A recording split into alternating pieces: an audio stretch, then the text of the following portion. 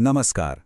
सोचिए, क्या ऐसा हो सकता है कि एक ही साल में किसी देश के सबसे बड़े बैंक की नींव रखी जाए और ठीक उसी साल उसके इतिहास के सबसे हिंसक विद्रोहों में से एक की आग भी भड़क उठे? जी हां, 1921 भारत के लिए बिल्कुल ऐसा ही एक साल था। एक तरफ संघर्ष था तो दूसरी तरफ सृजन। तो चलिए इस बेहद अहम साल की परतों को एक-एक करके खोलते हैं।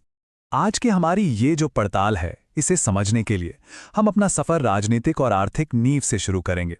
फिर हम ननकाना साहिब की दुखद घटना और मालाबार में उठे विद्रोह पर नजर डालेंगे। इसके बाद हम देखेंगे कि देश भर में कौन-कौन से आंदोलन चल रहे थे और साल के अंत में राजनीतिक बहसें किस मोड़ पर पहुंची। और आखिर में हम दो ऐसी जबरदस्त खोजों पर बात करेंगे जिन्होंने भारत की पहचान को हमेशा के लिए बदल दिया। तो सबसे पहले बात करते हैं पहले हिस्से की, राजनीतिक और आर्थिक नींव। देखिए, 1921 की शुरुआत में ही कुछ ऐसे बड़े संस्थागत बदलाव हुए जो वाकई में एक नए दौर की बुनियाद रख रहे थे। तारीख थी 27 जनवरी 1921, जब एक बहुत बड़ा आर्थिक कदम उठाया गया। भारत की 3 सबसे बड़ी प्रेसिडेंसी बैंकों यानी bank of Bengal, bank of Bombay और बैंक ऑफ मद्रास, इन तीनों को मिलाकर इंपीरियल बैंक ऑफ इंडिया बनाया गया। और जानते हैं, यही बैंक आज भारतीय स्टेट बैंक यानी SBI के नाम से जाना जाता है। तो एक तरफ आर्थिक नींव रखी जा रही थी, वहीं दूसरी ओर राजनीतिक ढांचे में भी बदलाव आ रहे थे। 9 फरवरी 1921 को ड्यूक ऑफ कनॉट ने 2 महत्वपूर्ण संस्थाओं का उद्घाटन किया। एक थी नई भारतीय विधायिका और दूसरी थी चेंबर ऑफ प्रिंसेस। ये असल में रियासतों के शासकों को ब्रिटिश भारत की राजनीति से जोड़ने की एक कोशिश थी। और ठीक इसी समय जमीनी स्तर पर आज़ादी का आंदोलन भी जोर पकड़ रहा था।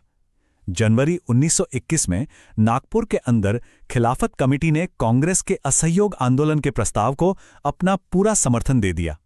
आप समझिए, इस गठबंधन ने आंदोलन को एक जबरदस्त राष्ट्रव्यापी आधार दे दिया था। अब हम एक ऐसे अध्याय की ओर बढ़ते हैं जहां सुधार का एक अच्छा प्रयास एक भयानक त्रासदी में बदल गया। ये कहानी है सिख गुरुद्वारा सुधार आंदोलन और ननकाना साहिब में हुए नरसंहार की।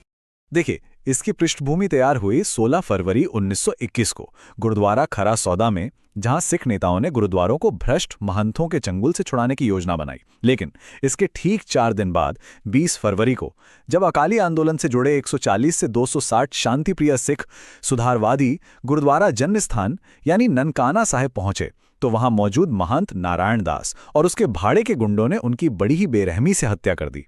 चलिए अब देश के दूसरे कोने दक्षिण भारत की ओर चलते हैं, जहां मालाबार के इलाके में तनाव धीरे धीरे सुलग रहा था और एक बड़े विद्रोह का रूप ले रहा था। ये विद्रोह की आग एक दिन में नहीं भड़की थी, इसकी जमीन धीरे धीरे तैयार हो रही थी। अप्रैल 1921 में महात्मा गांधी और अली बंधुओं ने मद्रास में एक सम्मेलन किया, जिसमें मोपलाओं ने बड़ी संख्या में हिस्सा लिया।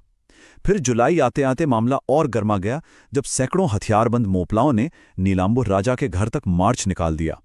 और 1 अगस्त को तो हद ही हो गई, जब करीब 2000 मोपलाओं की भीड़ ने पुलिस को एक खिलाफत नेता को गिरफ्तार ही नहीं करने दिया। ये सारी घटनाएं एक बड़े तूफान का संकेत दे रही थीं। इन घटनाओं ने एक बड़े विस्फोट की जमीन तैयार कर दी थी। तो अब हम देखते हैं कि मोपला विद्रोह अपने चरम पर कैसे पहुंचा और साथ ही देश के दूसरे हिस्सों में कौन से और महत्वपूर्ण आंदोलन चल रहे थे। और वो दिन आया 20 अगस्त 1921 को। हुआ ये कि तिरुरंगडी की मंबरम मस्जिद में खिलाफत के कुछ स्वयंसेवकों को गिरफ्तार कर लिया गया, जिसके बाद भीड़ पर पुलिस ने गोली चला दी। बस इसी एक घटना ने इरनाड और वल्लुवनाड तालुकों में एक भयंकर विद्रोह की आग लगा दी। इसी को मालाबार या मोपला विद्रोह कहा जाता है। विद्रोह शुरू होते ही घटनाएं बहुत तेजी से आगे बढ़ीं।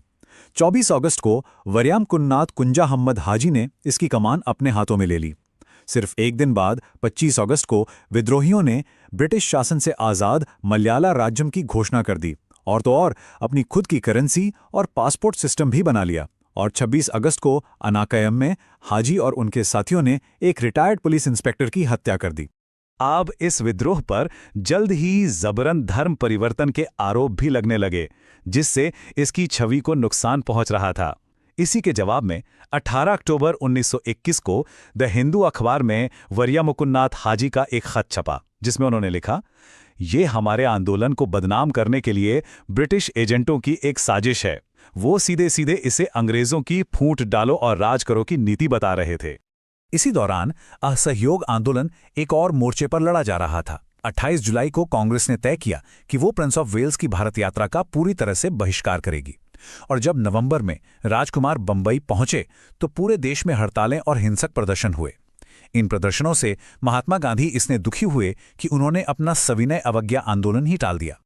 70 यह सिर्फ एक संख्या नहीं है, यह वैगन ट्रेजेडी की उस दर्दनाक कहानी का हिस्सा है। हुआ ये कि 19-20 नवंबर 1921 को 100 मोपला कैदियों को तिरूर से पोदनूर जंक्शन तक एक मालगाड़ी के बंद डिब्बे में वैगन नंबर 1711 में ठूस दिया गया। हवा न मिलने के कारण दम घुटने से उनमें से 70 कैदियों की तड़प तड़प कर मौत हो गई। 1921 के आखिर में उत्तर भारत के अवध क्षेत्र में एक और अहम आंदोलन शुरू हुआ जिसे एका आंदोलन के नाम से जाना जाता है। इसके नेता थे मदारी पासी और ख्वाजा अहमद, और इसका मकसद था हरदोई, सीतापुर, लखनऊ, उन्नाव और कानपुर जैसे इलाकों में जमींदारों, तालुकदारों और अंग्रेजी हुकूमत के शोषण के खिलाफ आवाज उठाना। तो साल का अंत आते आते भारतीय राष्ट्रीय कांग्रेस के सामने नई चुनौतियां और नई बहसें खड़ी थीं, जिनको सुलझाने के लिए अहमदाबाद में अधिवेशन बुलाया गया। ये अधिवेशन 2 वजहों से एक मील का पत्थर साबित हुआ। एक तरफ मोपला विद्रोह को लेकर जो विवाद चल रहा था, उस पर कांग्रेस ने संकल्प संख्या 3 पास करके अपना रुख साफ किया।